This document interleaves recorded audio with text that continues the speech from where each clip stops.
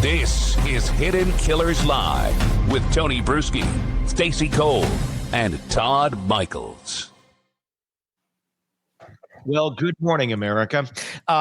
We got some more interesting things to report to you today about Chad Daybell and Lori Vallow. I mean, they're both in prison for the rest of their lives. But the new events, Chad's letters, we're going to get to some of Chad's letters. We have letter 4, letter 5, and if we're lucky, there might be a 6 and 7 coming soon. They said that he was going to be dropping new ones every single week on certain days of the week. We'll see if we get new ones as he slowly divulges his version of the story. And it is kind of fascinating. And some are like, why are you giving it credence? I don't know, because it's a crazy story. And trying to get behind the minds of some of these people is what I find really fascinating. So that's coming up. Also, Bob Motta going to be joining us in the second hour. We're going to be talking about the Aaron Spencer case. That's the father whose daughter was SA'd by a horrible, horrible predator who then got parole, showed up at his house, kidnapped his daughter in the middle of the night. Aaron realizes his daughter's gone, goes out, finds him, and shoots him. He has to literally run this guy off the road. And in an act of self-defense, and well, because you kidnapped my daughter, he shot him. And now Aaron Spencer is being brought up on murder charges. Insane. Bob has some things to say about that. So do we. We'll have all that coming up. So be sure to hit subscribe and stick around for it. But first, Todd, Stacy, are you guys prepared, I guess, for this? I know, I think, Stacy, you've heard of this. You've heard the letter. We've talked about the letter before. Yes. But never quite like this. I'm so stoked. I have a little quiz that we can play later on if you'd like to throw it in. Oh, yes. I've got a couple of questions that we can just do a little. Is it Chad Daybell or real life? Chad Daybell or Oingo Boingo? That kind of thing. Chad Daybell or fancy restaurant. So yeah, we'll play that a little bit. Awesome. I'm really stoked about the fact that there's going to be a new letter coming out like weekly. I mean, So I look forward to Taco Tuesday. So maybe I could add like Daybell Thursday or something. So let me know what day this comes out on. We should have tacos with Chad's letters. I think that should be good. Well, they so far have not really been following their release schedule. They did say something about trying to put them up on Mondays. I saw the other day, but there was no new one yesterday. Okay. So there's still only 5 up on the website. Every Monday, or planned for Monday and Thursday. So maybe Thursday we'll get more, but we did get 5 out of the gate. So, maybe Chad needs to take a breather. Early. Yeah, and if we can get a little something to get us through the weekend, that would be ideal. I agree. But we'll get to more of Chad reading his story in just a little bit. But first, let's go to this. Now, this is a story like you've never heard in this way before. I can't tell you the amount of times we've read this letter on the air. I've lost track. Yeah. But this is now produced with music, with Chad's voice. This is something I would suggest turning on before going to bed. Do we need to dim the lights? Yes. Dim the lights. Candle? I tell you what, I sat on my porch yesterday with my laptop making this. And I did. I was literally on my porch making this. And I was finding the music and I was piecing it together. I'm like, yes, right there. Then we hit the one that kind of sounds like porn music. And then it hits that's the spot right there. So, yep. Yeah. So it's quite a production. We'll pause as we go through it and discuss. But this is the infamous James and Elena letter as written by the prophet himself, Chad Daybell. And this was originally sent to Lori via text. And I did not edit or change any of the verbiage. So when you hear weird words being thrown in there, this is Chad's writing verbatim. Stop a second, Tony. So for those of you on YouTube, you can see this. If you're just listening to this, you're missing a huge visual here. There's a picture of, well, I'm assuming it's AI, Chad Daybell, wearing basically a suit coat without a shirt underneath. And as a woman, I feel really conflicted here. You're turned on, aren't you? No, I'm trying to not look at it. Oh wait, it animates. Like once this thing starts playing, it starts moving. So yeah, It and makes so does Chad Lori. look pretty good. It looks like he works out. Does it? Or does it look like he went and got a Claiborne suit at the female section at Marshall's? Well, a little bit of that. It almost looks like there's shoulder pads in there. So I guess maybe I need to see more of it to figure out exactly where I stand. I think he went to Burlington and bought a female suit. Buckle in, Stacy. This is good. Oh no. I need a little warning for this stuff. Please don't spring this kind of thing on me, okay? Oh, you know it. You knew this was coming. This is not this. Here we go. This is the letters. Here we go. This is the James and Elena letter on American Top 40. Friday morning, October 26, driving south on the freeway. A voice said, "You will meet an extraordinary woman today who will change your life forever." This was shocking, since such a thing seemed very unlikely at this conference. It is actually a very detailed story that began long ago on another world, and I will cover that part as I go along and the characters figure things out. But on the morning of October 26th, love letter, by the way, James arrived in St. George, still a bit baffled by the message he had received.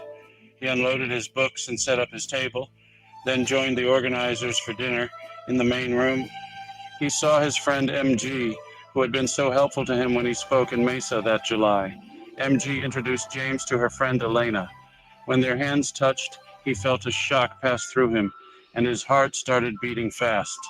Elena was gorgeous and vivacious, and James was a little intimidated, yet honored that she would talk to him. He was happily surprised when she mentioned a key part of his novel, The Renewed Earth. No one had ever recognized the significance of that scene before.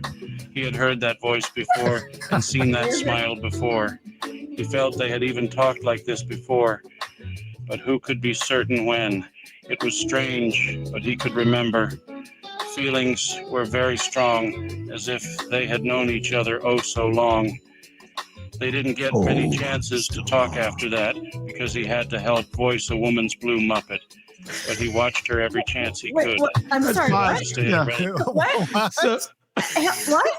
Look, this is part of the joys of the Chad Daybell letter. There's shit that like autocorrect did on his phone and he never fixed. So he had to help a woman voice her blue Muppet. And I don't know what the hell that means. Oh, no, wait, no.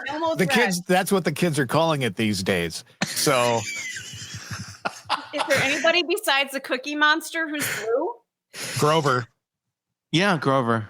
Thought he was green. No, that's Grover. Oscar. That's Oscar the Grouch. Oscar. Get your Muppets right. Jesus. I mean, I'm that's a little really... distracted by Chad and his chest, okay? Give me some grace right he now. Has no. I think he shaves it. Or do you think he's just naturally hairless? That's wax. God. That's got to be a wax. He struggles to get hair. You guys. So that's I'm warning. There's going to be moments like that where you're like, what? Like, is that no, this is literally his writing. He had to help her voice her blue Muppet. So what in the hell do you think the word was? I could not figure that one. I don't know. Voice her blue Muppet. Because a lot of it doesn't make sense. And there's also a lot of points in here where he like just kind of talks about people without giving any context to like why they're important to the story. Oh my God. Do you ever have friends who do that? All of a sudden they start talking about Becky and she did this and you're like, what? Who? Yeah. I've never heard of her before in my life. And I always feel bad because I'm like, should I have been paying more attention? Like, should I know who this is? Right. And it's like, and it's no, you really can't. I don't talk like that to people. Like, I don't just like bring people up and I'll give context. Like, my friend so-and-so said this, and I'll usually give too much of a backstory. Yeah. And, but it's just like, why? Okay. And that's always a weird thing. I don't get that. So can you reset this for me? He sent this in a text to whom again? To Lori. To Lori. To her, yeah. So this was supposed to be, and this is all came out in evidence. It was just supposed to be like this real, lovey Harlequin romance type love letter where he's basically James and Elena are these two, and he's giving them these character things, and he's actually recounting how they met because they met at a end of the world conference. That's right. And this is kind of it's retelling their story with slightly different characters and loin fire, which when you hear that word come up in here, that's real. But he does misspell it at another point too, and he ends up saying something else. But loin fire is the word initially, and it's I don't know, it's pretty hot and steamy, everybody. So I'm just warning you. So is he sending this love letter via text? Yes, it's via text, a lot of texts.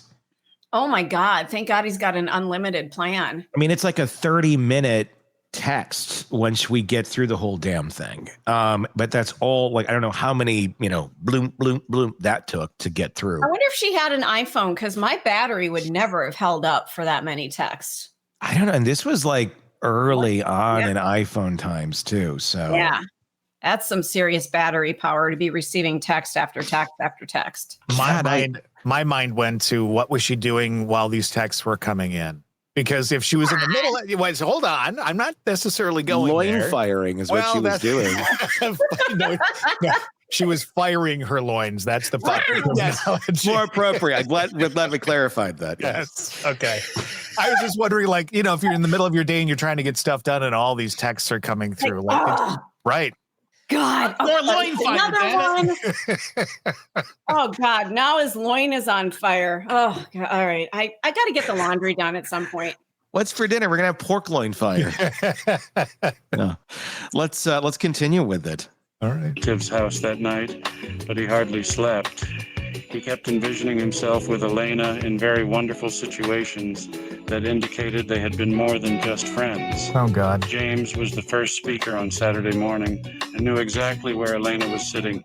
He made sure to mention the scene from his book that they had discussed the previous evening. He was completely smitten by her and even was nervous of what she would think of his talk as he spoke. But when he would glance at her, she was always attentive and watching him, unlike the rest of the crowd. After his talk, he went to his book table. His talk had gone well, and there was a good group gathered around to buy books. His heart nearly leaped out of his chest when Elena joined him and helped sell the books. She was so beautiful that he could hardly concentrate on the customers. She straightened the books and gave the books great reviews, although she made him laugh a lot when she kept pushing the youth and fifth volumes of his first series. He could only giggle when people asked if she was his wife, because yes, in fact, she was. She just didn't know it yet. James was definitely having amorous feelings toward Elena as they sold books together. He had not felt this happy in his entire life. He was quite sure this was the woman the voice had told him about. James was ecstatic because he had already fallen deeply in love her. Or better said, he remembered how much he already loved her. Her eyes had mesmerized him from the moment they met, but once the book sales slowed down, she stood near him behind the table. They looked deeply into each other's eyes for the first time, and he knew he was in the presence of a goddess. He resisted an impulse to kiss her, but his entire body was on fire. He instinctively knew she was everything he had ever dreamed of. I must clarify that James is a very difficult person to get information from. He has been blessed with great knowledge, but 99% of the people he knows do not realize that. He is very guarded, and it is a great task to gain his trust. But as Elena leaned forward him and asked a couple of very insightful questions, his heart burst with joy. He knew she was one of the very few people on earth he could trust. James's spirit was so excited at this revelation that he shattered a thick veil that had been placed between these two souls during their mortal lives. The thick veil had been placed because of the unique, unparalleled love James and Elena had shared in previous lifetimes. That veil had prevented them from finding each other until this appointed day, that would be remembered throughout the heavens as the true beginning of a spectacular mission that would save millions of souls and defeat the forces of darkness. James' physical attraction to Elena was almost overwhelming, but he was equally drawn to the spiritual energy that was radiating from her. As they talked, it was confirmed to him that they had indeed been married before and were eternal companions. He had glimpses of them walking dusty paths together, and he realized they had been married during the life of Jesus Christ, and they had been very close to him. Oh, God. At this time, their spirits could not be restrained any longer, and a long-awaited makeout session took place in that lobby. This was manifest in the mortal world to James and Elena through the scientific phenomenon known as loin fire. As they talked, James had a burning desire to make love to her, but he wasn't sure she felt the same way. But they could not stay away from each other. Stop. One time, she was sitting in a couch near his table. Yeah, let's stop for and a he second. took a seat on a chair. Oh, The God. scientific phenomenon known as loin fire. I am not familiar with that. It's a scientific phenomenon. Apparently, you did not pay attention in class that day, Stacy. I don't know what to say. It was right after the periodic table of elements. It went to the loin, the LF. It's an element that very rare, and you find it only in Chad Daybell's pants, in his Dockers. That's where you find that element, the LF, in Daybell's Dockers. Limited edition pants. Only available at Land's End. Yes. Oh my God. Loin fire. Nothing is more of a turn. I don't know. How do you, I have to be careful what I say here. Have you ever in your life done dirty talk with somebody and somehow brought religion into the dirty talk? No, Never. thank God. I mean, No. loin fire and Jesus came within just stanzas of one another. It did. It really did. I think that's what makes this so weird and creepy is that it adds like extreme religious beliefs into some sort of, sexual encounter. and them having makeout sessions in the temple or God. Yeah. Well, let's continue on and learn more about loin fire. God. For about 5 feet from her, she began to squirm and covered her body with her hands. She asked him, "What are you doing?" He wasn't aware of what she meant. All he knew was that if Bruce Porter hadn't been giving them an evil eye, a child would have been conceived on that couch. The erotic tension continued throughout the afternoon. James could only think of her. His desire for her was indescribable. Thankfully, she had worn 16 layers of clothing to survive the 80-degree weather, so he was not fully aware that she truly had the body of a goddess. Her dimensions were exactly what he had always fantasized about, but that revelation would have to wait a month. As the night concluded, James needed to take his empty boxes to his car. With Elena's help, he had sold more books at a show than he ever had before. So many. She helped him carry the boxes to the car, and then he could not resist the desire to hug her. He made an awkward attempt that was way too brief, because their friends were bringing more boxes. In that short embrace, though, he knew he had found the woman he had searched for his entire life. It was made crystal clear to him that they had been married before and would be again. He once again had to fight off a powerful urge to kiss her and somehow disguise the massive erection he was experiencing. They returned to the building, and he held. Are you leaving? Where is she going?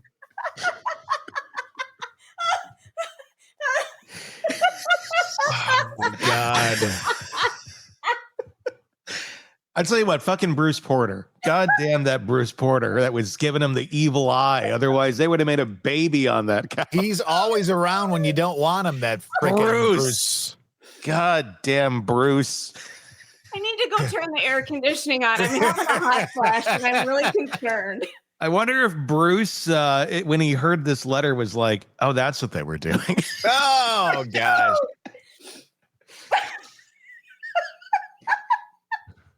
We've lost Stacy. She's dead. Boom, boom.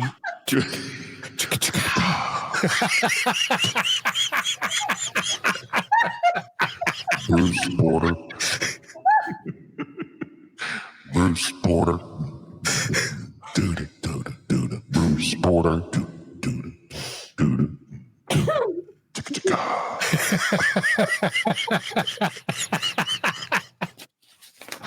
Oh my God.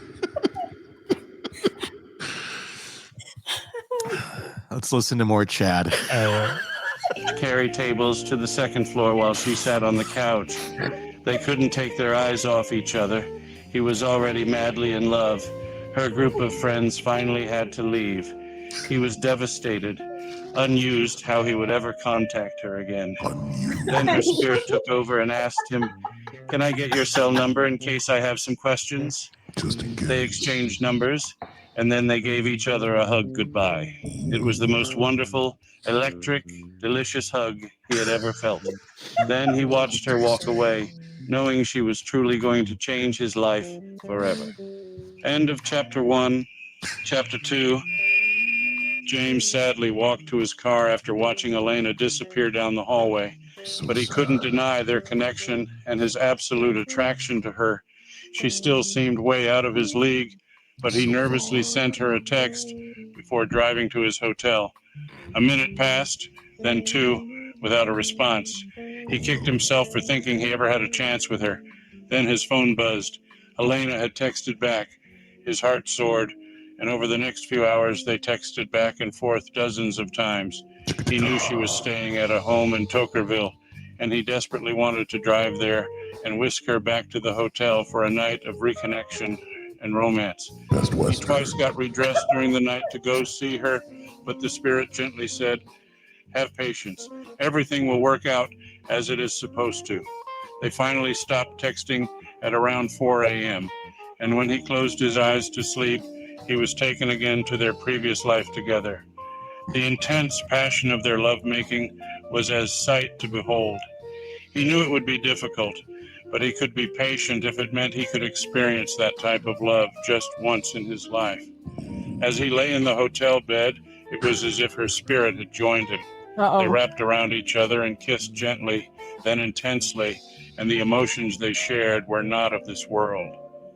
James woke up in the hotel room feeling happier than he had in his entire life. It felt like he and Elena had fit together perfectly in every way. He rolled over to kiss her, but then reality struck. He was actually more than 20 miles away in Tokerville with her Arizona friends. He texted her, and she quickly responded. He deeply regretted not going to be with her the night before. It was as if he already knew the taste of her lips, and his hands knew every curve of her body. He knows his dreams were somehow real and that they were actually traveling to each other in a higher dimension. He hungered for her in ways he didn't think were possible. The voice was right.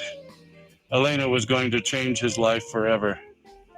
He packed his suitcase and began driving north on the freeway.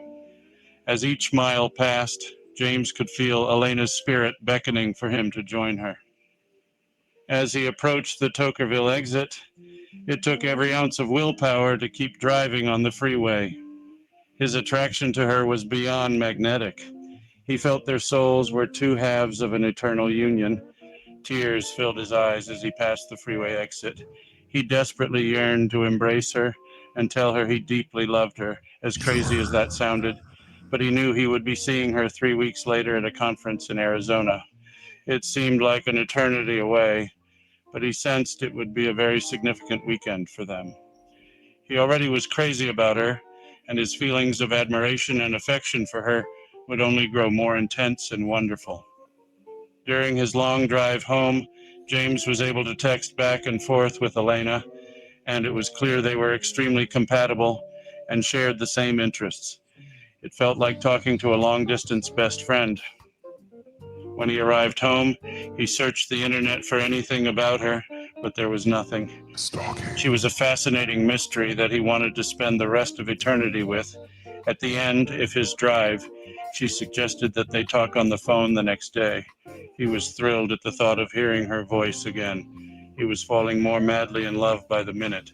When James heard her voice that Monday morning, the euphoria he had felt Saturday came rushing back strongly. They talked for 2 hours, but it seemed to be only minutes. He was obsessed with her and couldn't get enough. During that first phone conversation with Elena, James realized she already had a strong understanding of many of the truths he had been taught regarding how the universe really worked. The lounge fire and obsession with each other had no real explanation unless they truly had a spiritual connection before this life. He was able to help clarify many of the promptings and impressions she had felt in recent years. She knew she had lived on Earth before, and James was able to clarify when. They had been married before on this Earth, and other times on a previous Earth. Their love truly spanned the universe and eons of time. Not They delusional knew the at Lord all. had brought them together again for a crucial mission that only they could accomplish as a united couple. During the next week, they spoke every day for at least an hour, but often longer. They hungered to know everything about each other. Hunger. This was a new experience for James to open up and share the true feelings of his heart, but he knew he could trust her completely. The bond between them was intense, and only the vast distance between them kept their passion for each other from roaring into a blazing inferno. Roaring. She quickly became his best friend. Or better said, two best friends had reunited, and their prior love was now ignited again in a wonderful, heavenly way. As November began, James and Elena had talked on the phone every day since last seeing each other. He was extremely impressed with her intelligence, personality, and subtle humor that made him laugh more than he had in this lifetime. She was a complete delight to talk to, and the highlight of his day was when he could hear her magical voice. It was so familiar to him, and it actually healed and soothed his heart and soul. They would both attend the same event in mid-November, and it seemed like that day would never arrive. Each day they opened their hearts to each other a little more. James knew he could trust her with the mysteries of the universe that had been revealed to him. He knew they had been married before, and they had been close friends with the Savior when he lived in Jerusalem. James had served in an important position in the Lord's church, and Elena had been his beloved spouse and best friend. That relationship was now meant to continue in this lifetime. In Jerusalem, James and Elena had enjoyed tremendous intimacy. Their physical desire for each other was unmatched, and they were fortunate that they could be alone morning, noon, and night, and they seized every chance to passionately express their love to each other. They simply could never get enough, even after many years of marriage. Everyone knew they were crazy about each other, and they were a wonderful example of how spouses should cleave together in love and unity. James had visions of how they would happily and joyfully pleasure each other in his office. Oh my God. They had two favorite positions that particularly bonded them together. Nothing meant more to James than holding Elena in his arms and unifying their bodies in perfect synchronization. As James and Elena talked on the phone, he tried to delicately describe their connection to each other, and he was delighted that she believed him. He also shared that they had been married other times on a previous world, and she accepted that information as well. Let's pause for a James second. was overjoyed to have these memories restored. The voice from above would like you to pause, Todd. Satan says pause. Yeah.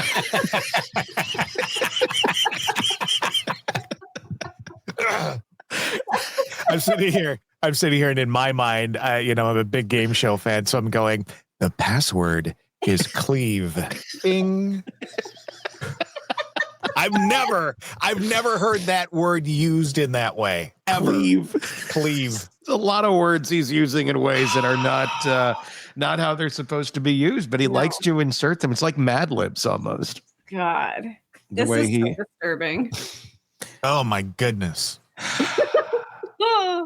Yeah. He rambles on, and the story is the story, blah, blah, blah. And then it just always gets, even for a dirty letter, it gets freaking gross. I mean, it's just... Yeah.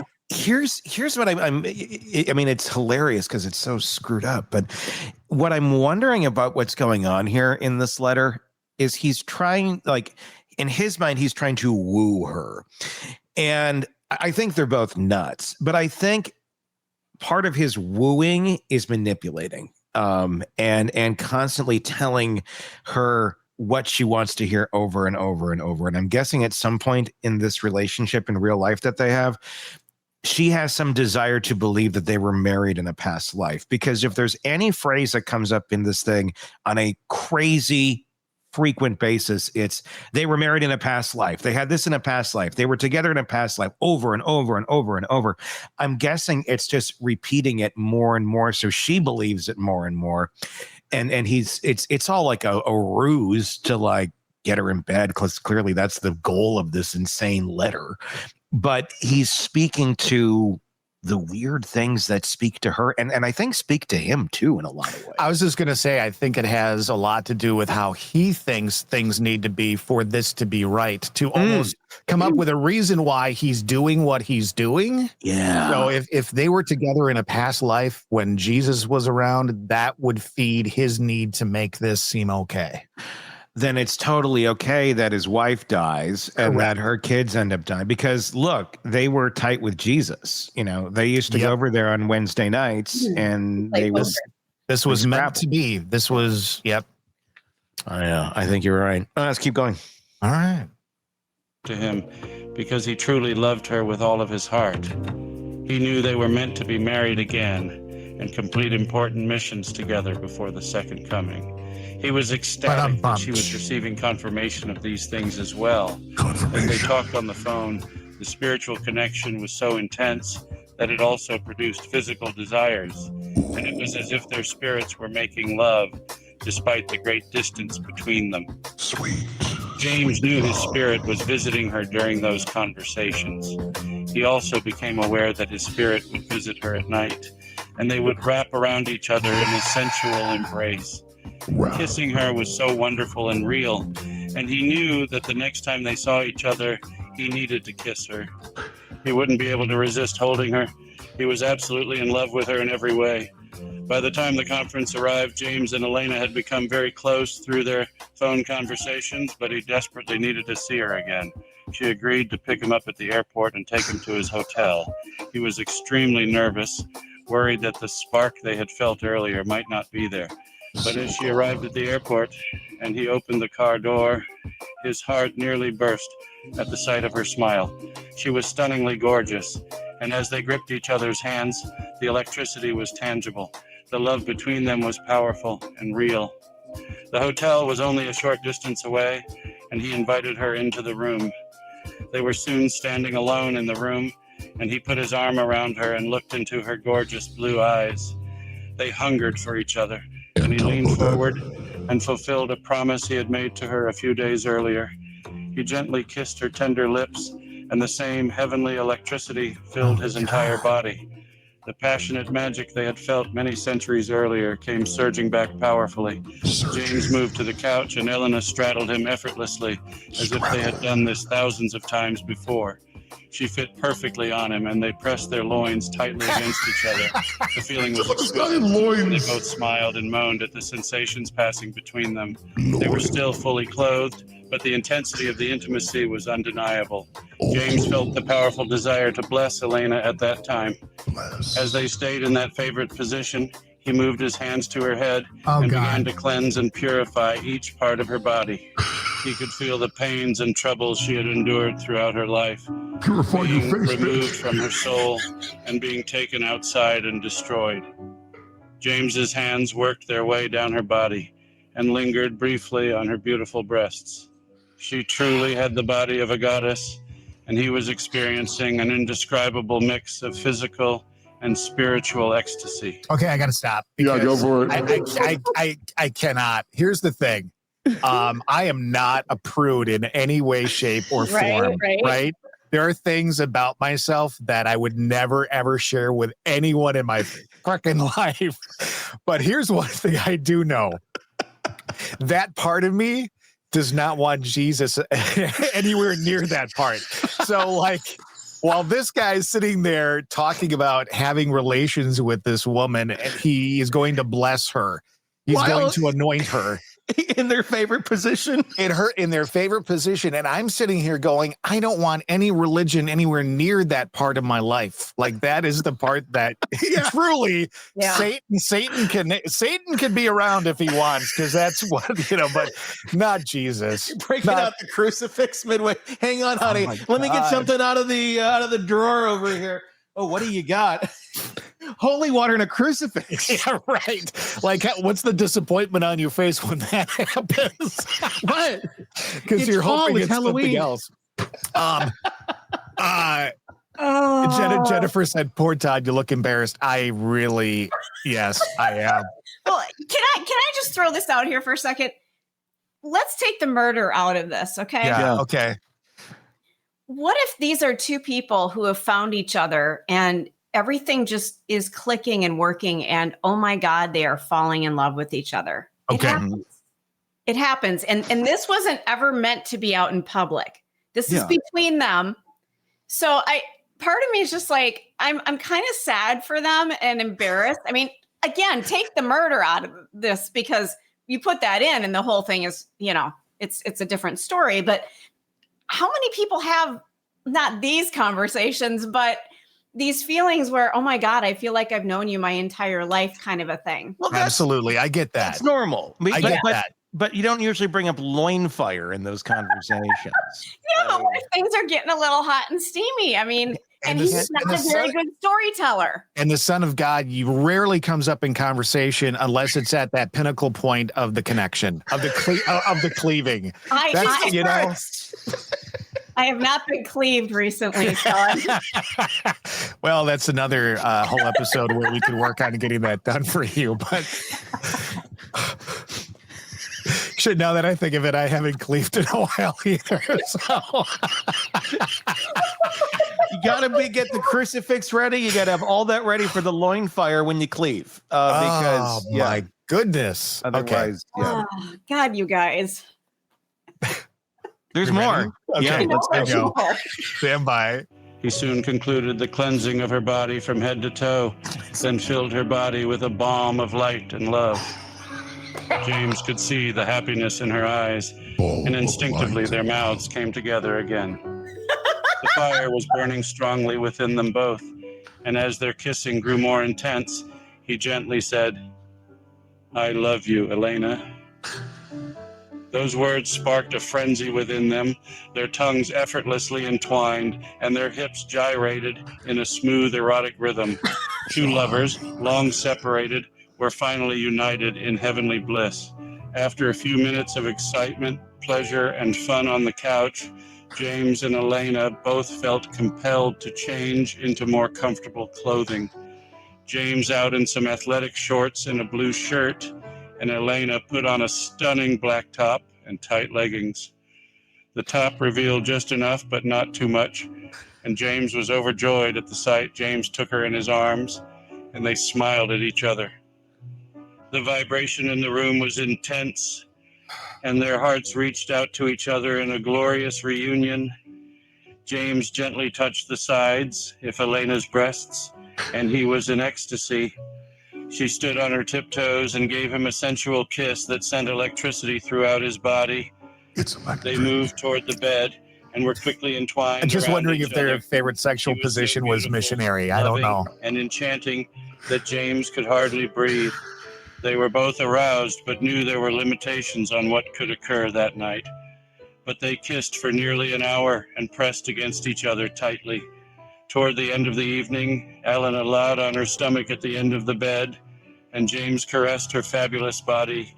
He grasped her perfect bottom with both hands, and she expressed how much she loved that.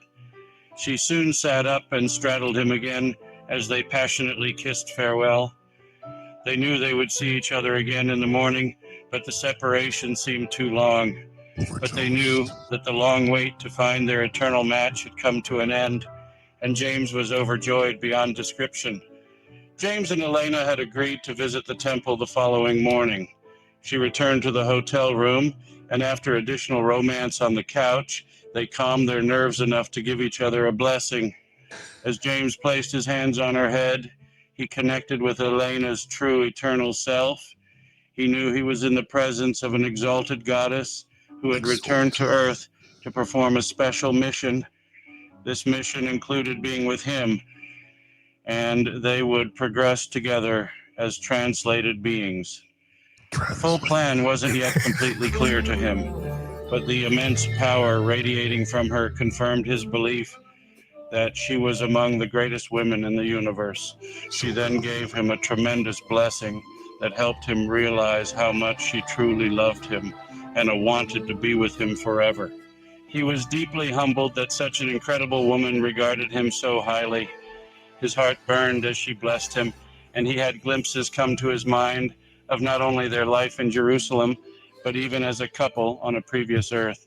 He knew they had been eternal companions for Are these eons, all euphemisms, and by that the their way, love blessing was and stuff beyond like that? celestial. I don't know. They embraced following the blessings, and the emotions they felt were a mixture of eternal bliss and celestial desire. The sexual chemistry was undeniable, but the spiritual unity was a glorious bonus for them both. They had only known each other for 3 weeks, but two lonely, misunderstood souls had finally found their best friend that they could trust and confide in. They arrived at the temple, and they both felt they should do sealings together. They were soon seated in a sealing room, facing each other. Hell's that? Elena looked so stunning as she smiled at him. It's She like seemed a- calm, while he felt quite nervous. Their opportunity soon came to kneel across the altar from each other, and as the sealer pronounced those sacred words, James and Elena knew that they were now sealed as husband and wife for eternity. As the earthly sealing was taking place, Oh, a yes. similar scene involving their earthly sealing. spirits was happening on a higher plane, where they kissed and unified their souls. They knew they had just begun a new journey together that was eternal and never-ending. After the sealing, they went to lunch together, and they felt so comfortable together. Everything felt so right. James could look into her eyes forever, unless he was gently kissing her and telling her how much he loved her. Even when they held hands, there was a powerful vibration that exceeded the celestial world. They attended the conference, but their thoughts were completely focused on each other. James gave a talk that was well received and sparked great interest in his books. I bet Tammy Faye Baker's listening to this in heaven going, Jim never did this for me. All they really wanted was to slip away and express their love to each other. They went to dinner with some friends, but afterward they were able to find some time alone. They drove to a secluded area and slipped into the back seat. Elena was wearing a pair of incredibly sexy jeans, and as she straddled James in the back seat, he once again grasped her fantastic bottom. She pushed him back into a reclining position, and their loins fit perfectly together. Bless it. They kissed passionately and rhythmically pulsated against each other. Their love was intense and undeniably real. James was now madly, crazily in love with her, and it was so wonderful to know she felt the same way about him. One powerful moment happened earlier that day when Elena was listening to another speaker while James stayed at the table. But he thought he heard Elena say, "Come stand behind me."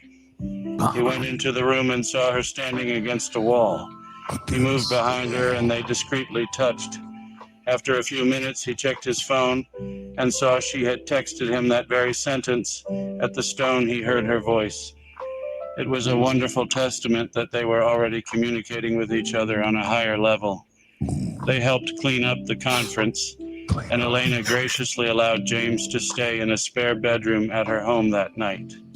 They visited with other friends until after midnight. Then they all went to bed. James anxiously hoped Elena would join him in the spare room.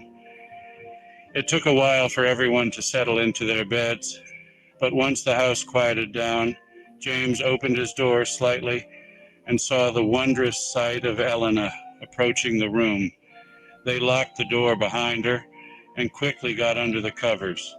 He was wearing his athletic shorts, and she was wearing tight, thin leggings and a loose top. Oh, God. They clung to each other and kissed desperately, hungrily. James placed his hands under her top and caressed her splendid breasts. She moaned happily and wrapped her legs around his waist.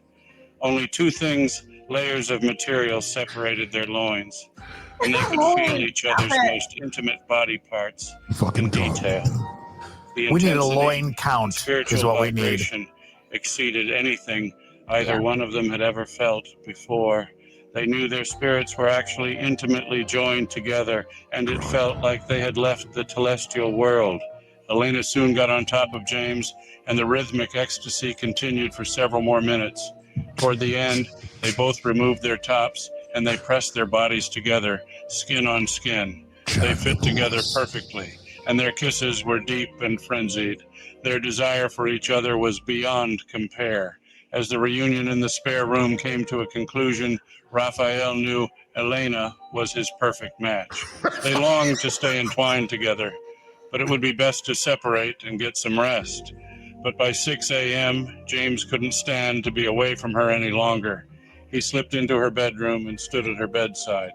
She was unbelievably gorgeous, and he greatly desired to join her in the bed and continue the previous night's activities. But there were other guests in the house who weren't yet aware of their sizzling love for each other. So he gently touched her shoulder to awaken her. Her eyes opened, then she reached up and grabbed his arms to pull him into the bed. He smiled, realizing she wasn't fully awake and had likely been dreaming of him.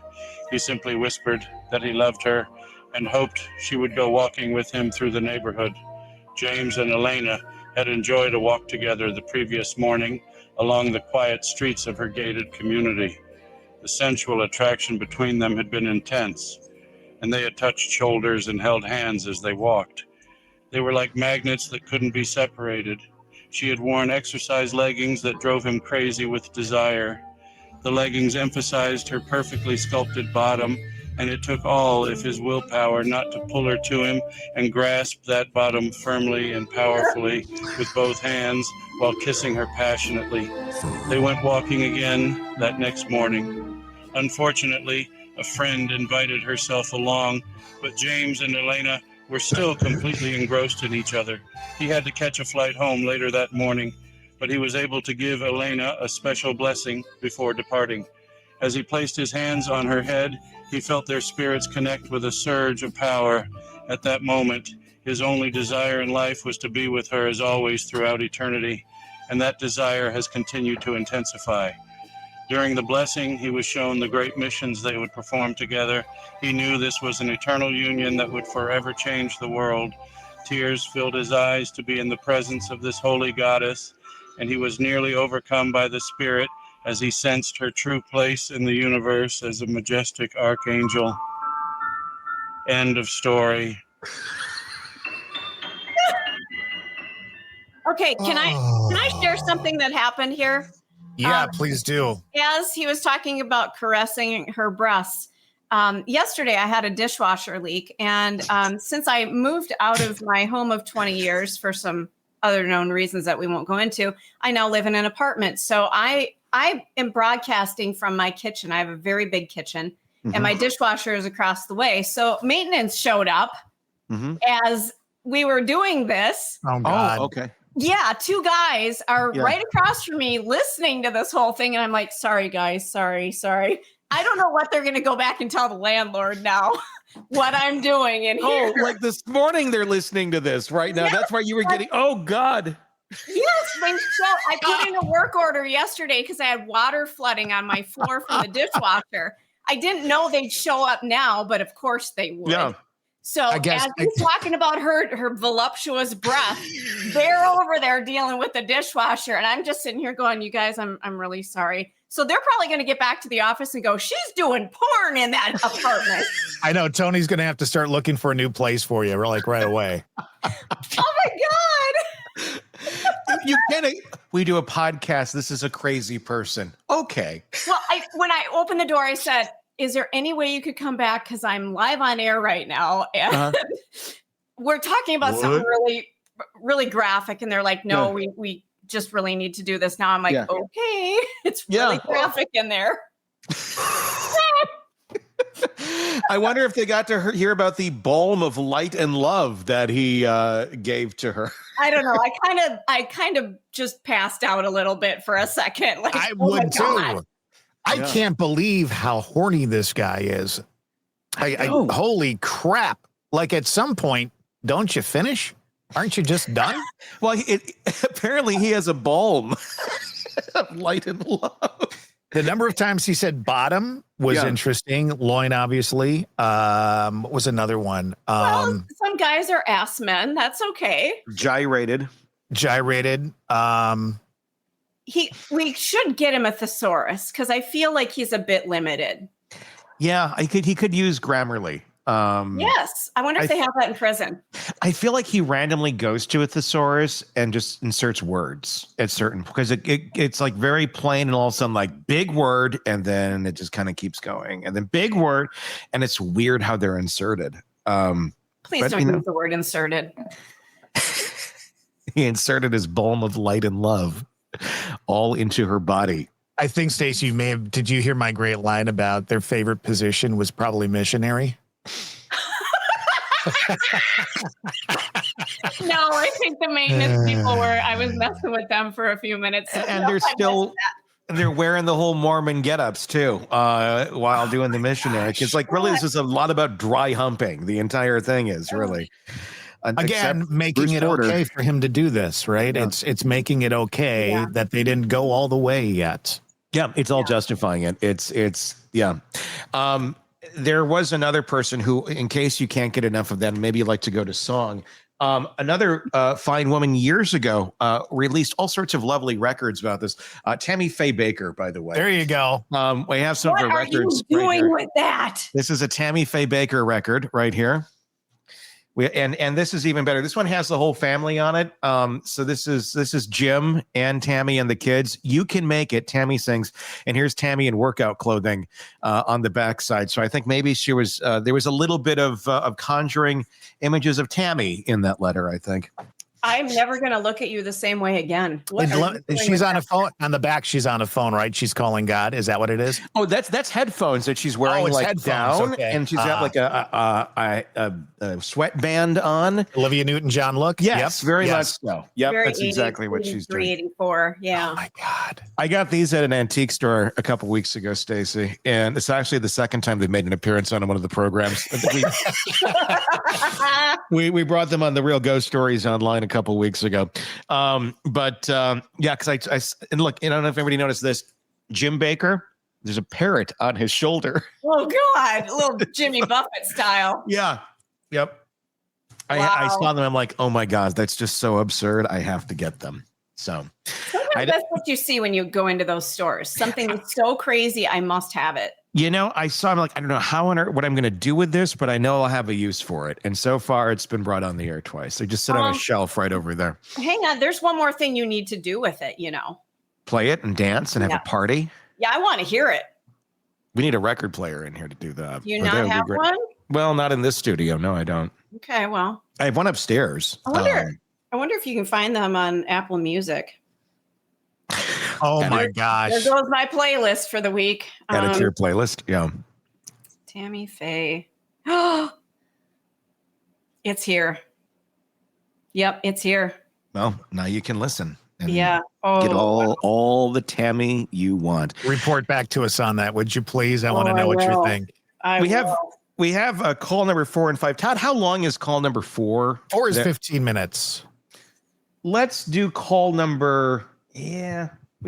Let's do call 4. Bob's going to be joining us in just a little bit talking. We're going to talk about the Aaron Spencer case, but he knows all about this case too. So I'm sure he'll have some interesting insights if he's joining us on the back end of this. Let's listen to this.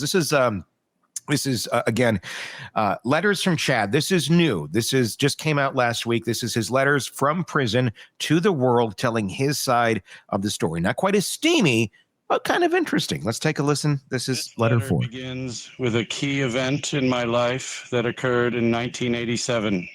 Early in my LDS mission to New Jersey, I was part of the first group of Spanish-speaking missionaries called to the New Jersey Morristown mission.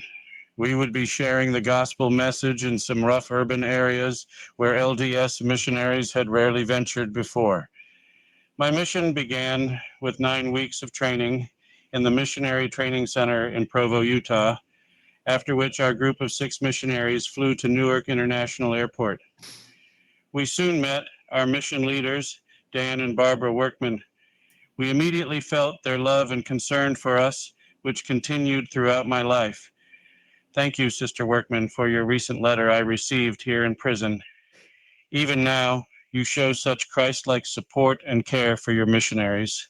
I'm grateful for you. The next morning, President Workman introduced me to my first companion, Elder Hansen, who would function as my trainer during my first couple months in New Jersey. All male LDS missionaries use the title of elder, while female missionaries go by sister. Elder Hansen was a confident Californian who spoke fluent Spanish, while I was a timid teenager from a small town in Utah. He was the right companion to help me cope with the culture shock I was experiencing. Our proselytizing area was the industrial city of Patterson, and I soon learned the citizens weren't always friendly. As Elder Hansen and I walked through the city on the way to an appointment, I waved to a man sitting on a porch step. About 15 seconds later, a couple of apples came whizzing past our heads. Then a block later, I waved to two young boys, and they both threw a glass bottle at me. I decided waving to people might not be the safest thing to do. To reach our appointment, we had to walk through one of the city's most dangerous areas. Ahead of us, a gang of teenagers was taking up the whole sidewalk. I was praying hard for protection, and somehow we made it around them with only a few snide comments. I didn't wave. We finally reached our destination and knocked on the door several times, but no one answered. I suddenly felt exasperated and overwhelmed, and it must have shown on my face. Elder Hansen stuck his index finger in my chest, pushed me against the wall, and said, "Don't start having doubts, man. You know this is the true church and that Joseph Smith was a prophet. Are you going to let a bunch of losers on the street corner change your mind? I thought you were bigger than that." Then he started walking back to the street. I was humbled and humiliated, but I caught up with him. We didn't say a word to each other, but he had made a good point. An image of the Apostle Peter denying Jesus Christ came into my mind, and I suddenly felt very ashamed. When we reached our apartment, I went into our tiny bathroom and said a fervent prayer to Heavenly Father, apologizing for my weaknesses. Then I gave thanks for the prophet Joseph Smith, and suddenly my mind opened up. It felt like I was actually witnessing the first vision, when Joseph, as a 14-year-old boy, saw and talked with Heavenly Father and Jesus Christ. I felt the Spirit of God burning within me, and I knew without a doubt this event had really happened.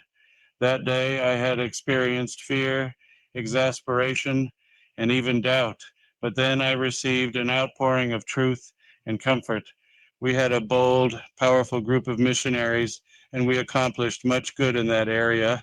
Elder Hansen and I eventually became close friends, and after our missions, we stayed in touch. He later moved to Colorado, where he became a successful businessman, and he and his wife raised a beautiful family. Why did I share that experience with you? Because from that day on, I have been completely devoted to the LDS Church. I have served in many different callings, including being part of 4 different bishoprics.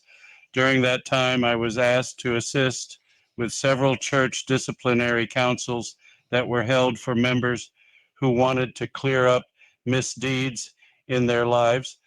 These meetings usually began with some awkward feelings, but I was amazed to watch loving church leaders turn the meetings into positive spiritual experiences. Expressions of support would be given, tears would be shed, and the person would feel a sense of relief, like a great burden had been lifted. It was inspiring to watch a humble church leader help a person who felt desolate and alone regain hope and faith through the atonement of Jesus Christ. With that background, it is true I am currently excommunicated from the LDS Church. Sadly, I didn't receive an opportunity to have a compassionate church leader hear my side of the story. I would have happily welcomed a visit from my church leaders during my 4 years in the Fremont County Jail, but no one ever came. Instead, I learned I had been excommunicated through the mail more than a month after the disciplinary council had taken place. At the jail, the deputies would put any mail addressed to me in a big manila envelope which was held until my attorney's next visit. He and I would then sort through the mail together. When he visited me in September 2020, we emptied the manila envelope, and among the letters were 2 envelopes from my LDS church stake president, my local leader. I'd had a good relationship with him over the years, and I initially expected these envelopes to contain letters of kindness, support, and encouragement. However, I opened the first envelope and read a printed form letter informing me a disciplinary council would be held regarding my church membership. It felt like an arrow had pierced my heart. I took a deep breath and opened the second envelope. This letter said the council had been held and I had been excommunicated for apostasy.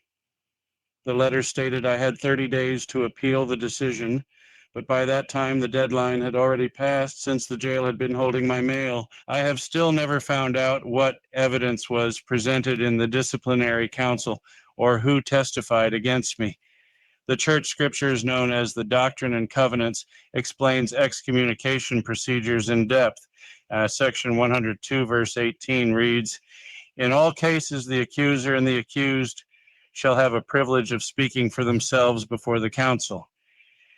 That obviously didn't happen in my situation. I would love to know what transpired in the meeting, but the church has resisted my efforts to obtain the records. I readily admit I have many flaws and weaknesses that I am striving to overcome, but I'm not guilty of the great sins attributed to me. The thought of associating with apostate groups or teaching false doctrine is absurd to me. Please at least let me know the specific doctrines I was supposedly teaching. Who are my accusers? When and where did I say these things? So for these reasons, I still consider myself an active member of the LDS Church. My excommunication process didn't follow scriptural guidelines, and apparently no effort was made to verify I had received the notification letters. At the very least, I deserved a chance to talk to a church leader in person and answer any accusations of misconduct. I have never felt a decrease in my priesthood power or a loss of the influence of the Holy Ghost. I have actually felt an increase in those areas, which has been a great comfort and blessing as I deal with my current circumstances. I fully support the LDS Church's first presidency and the quorum of the 12 apostles. I follow their teachings, and I am working out my own salvation through the power and grace of the atonement of Jesus Christ, my Savior. In conclusion, let me return to Elder Hansen, my first missionary companion. When he heard the news that Tammy had passed away, he canceled his busy schedule and rushed from Colorado to Springville in time for her viewing and funeral. When I saw him walk into the viewing room, my heart filled with gratitude and appreciation for this great man. As he came through the viewing line, we embraced, and I knew one of my true brothers in Christ was there to support me. We took a few moments to catch up, and he humbly told me he was serving as an LDS stake president. I wish he had been mine. Bookshelf. I have had a lot of heroes in my life, often from the world of sports. I've always been a fan of BYU's basketball and football teams, and I was in my early teens when the Cougars were really hitting their stride. Danny Ainge led the basketball team to the NCAA Elite Eight, and the quarterback factory kept churning out superstars such as Jim McMahon and Steve Young, who would both lead NFL teams to Super Bowl victories. But my ultimate hero is Joseph Smith, after Jesus, of course. When Joseph was an obscure teenage farm boy, an angel appeared to him and told him his name would be known for good and evil among all nations. Persecution intensified against him and his family, and it never let up the rest of his life. Supposed friends repeatedly betrayed him, and he endured dozens of arrests on false charges, spending many months in dark, damp, squalid jails. Yet he somehow maintained a positive attitude and accomplished incredible feats. He translated the Book of Mormon from ancient records and founded the Church of Jesus Christ of Latter-day Saints. He revealed many profound eternal truths and designed new cities, yet made time to raise a good family and care for his church members. Sadly, his persecutors finally succeeded in their goal when Joseph was brutally murdered at age 38 by an angry mob that stormed the jail in Carthage, Illinois. The church has published a 4-volume history titled Saints, and the first volume covers the life of Joseph Smith. The book reads like a novel, but it is all true. If you want to read about a great American hero, give Saints Volume 1 a try. You'll also gain an appreciation for the pioneers who later crossed the plains and established Salt Lake City in the middle of a wilderness. Musical notes.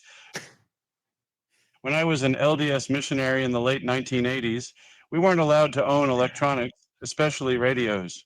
According to the missionary handbook, popular music could potentially drive away the spirit. That might be true, but in the big cities of northern New Jersey, missionaries didn't need a radio. We were literally surrounded by every type of music. As we walked along the main boulevards, the traffic would cruise past us at a decent speed, but it felt like we were listening to one continuous radio broadcast because every vehicle was blasting the same station. Over and over we heard, broadcasting from the top of the Empire State Building, you're listening to Z100. Sometimes it seemed like Z100 had captured 100% of the listening audience. About 2 weeks after I arrived in New Jersey, and shortly after my humbling experience described in the letter, Elder Hansen and I were invited to attend a wedding. It was for a couple that Elder Hansen had known earlier in his mission and would take place in Jersey City. President Workman granted us permission to attend as long as church members gave us a ride to and from the wedding. I was excited because I hadn't yet been able to see the Manhattan skyline up close. Elder Hansen said we would be a few blocks from the Hudson River with a nice view of the Twin Towers. Elder Hansen had arranged for a young couple from the Jersey City ward to pick us up outside our Patterson apartment. My eyes nearly popped out of my head as a very fancy sports car pulled to a stop in front of us. Elder Hansen smiled at me and said, "Climb on in." And we are both tall, so it was a tight squeeze for us in the small back seat. But we were soon zooming down the freeway, and I was eagerly soaking in the sights. I enjoyed seeing Giant Stadium for the first time, and I listened in as Elder Hansen chatted with the man who was driving. Then as we got closer to Jersey City, the woman in the passenger seat said, "Sorry to interrupt, but I love this song." She turned up the volume on the car's excellent sound system, and I recognized the voice of Whitney Houston, who had dominated the airwaves throughout 1986 and 1987.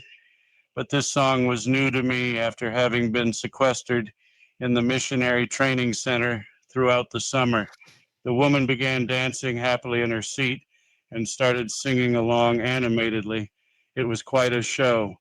Then, when she reached the chorus, a lasting memory was imprinted into my brain. "I get so emotional, baby, every time I think of you. I get so emotional, baby. Ain't it shocking what love can do?" At that moment, I caught a good glimpse of the tops of some Manhattan skyscrapers, including the Empire State Building. Suddenly, I was the one getting so emotional. It was the equivalent of a spiritual experience as we entered Jersey City, where I would be transferred a couple of months later. In this city, I would later meet amazing people and witness literal healing miracles. But in that instant, I just basked in the wonderful realization that it was possible to have fun, joyful experiences on a mission and throughout our lives. So whether you like the song or not, I consider Whitney Houston's "So Emotional" to be a sacred hymn. I don't expect it to be included in the new LDS hymn book, but it would certainly add some life to our sacrament meetings.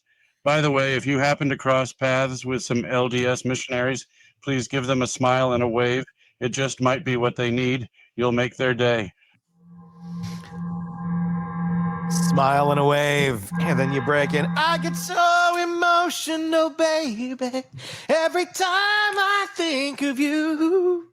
Oh, Bob God. Motta, a defense attorney, joining us, host of the podcast Defense Diaries. Never thought you'd get an intro like that, where we're jamming out to "So Emotional," did you? I don't have any audio from you, Bob. I can't hear your mic. I think we There should we go. shut down after that beautiful performance there, Tony. Thank you. What else do we need really for the day? Yeah.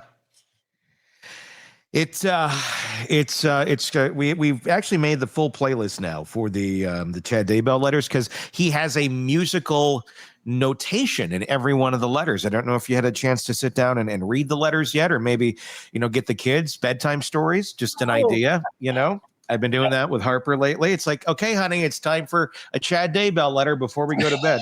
I'm calling CPS, man. I am calling CPS. Oh man, she's been sick the last 2 days. So I was blaming allergies, but it might be, upset stomach after hearing the Chad Daybell letters. So what we've learned so far is Chad's into Depeche Mode, Oingo Boingo, the B-52s, Keen, Tim McGraw, and Whitney Houston. Wow. Quite a list. He has eclectic music taste. I got to give him props for that. I give Brad or Chad or Frad. What is his name? Chad Daybell. Yeah. All right. Yeah. I give him zero credit for anything. He's a moron. That man has way too much time on his hands. Is this what we can expect now? Deep Thoughts by Chad Daybell. It's literally there is a website that his daughter, I believe, is helping run. It's called lettersfromchad.com. Wow. And every week we're supposedly going to get new letters from Chad that he's telling his side of the story, along with little stories like it being in a taxi listening to Whitney Houston. Things we needed to know about Chad Daybell. Parabells, if you will. Yes. Parabells from Chad Daybell. I like it. I like it a lot. There you go. That we can prop him back up and make some money off of the profit, Mr. Chad Daybell. Profit off the profit. So that was letter number 4. We'll do letter number 5 tomorrow, and maybe there'll be a 6. I don't know. We'll have to see if Chad keeps providing these for us. But that's the Daybells. All he's got is time. He does. Always got it. He'll be writing away. And what would you do in prison? I don't know what I would do. That's what I mean. He's got nothing but time. Yeah. They're searching. They're searching. That's Chad. He's sitting there. Has that been in any of the letters yet? I haven't listened to any of them. Explain what he meant by they're searching. He has not gotten that far yet. Wow. But he has explained some of their romance and how he didn't kill his wife. And I did bring this up. I did bring up, what if Chad really didn't kill anybody? Was he just there? Was he all part of the conspiracy? Did Alex do all of it? I mean, Chad certainly had knowledge of what the hell was going on. Right. But did Chad actually put his hands on the kids and kill them? I don't know. Did he put his hands on Tammy and kill her? Because the story is they went to bed and then they got up and she's dead. But I do wonder, because Alex Cox is in the area too. Like, did Chad, was he out? Did he take some Ambien? Did Alex show up with a pillow and asphyxiator? I don't know. I mean, there's a lot of weird possibilities in this whole. Look, man, if he didn't do it, it was a really, really bad idea to allow JJ and Tylee's bodies to be buried on his property. No, completely. Right. To be hands clean of the situation, you probably shouldn't allow for the desecration of 2 beautiful little kids to happen on your property, because you know what that makes you look like? A murderer. Yeah, that's Or did he not know? Did he just suspect that is he the Wendy Adelson of this story, where it's just like, I kind of might have allegedly known, but I didn't know, and we don't really know. We can't really say for sure. Is he that character where he's just completely aloof to this? These people are doing all these horrible things around him, but he just wants the Lori and cannot and is willing to do anything for it, and then look the other way to everything too. I don't know. I mean, it's a weird idea. I'm playing devil's advocate for the most part on that. Yeah. I don't know. There is a universe where that could possibly be what happened, but not very likely. Want more on this case and others? Then press subscribe now and don't miss a moment of true crime coverage from Tony Bruski and the Hidden Killers podcast.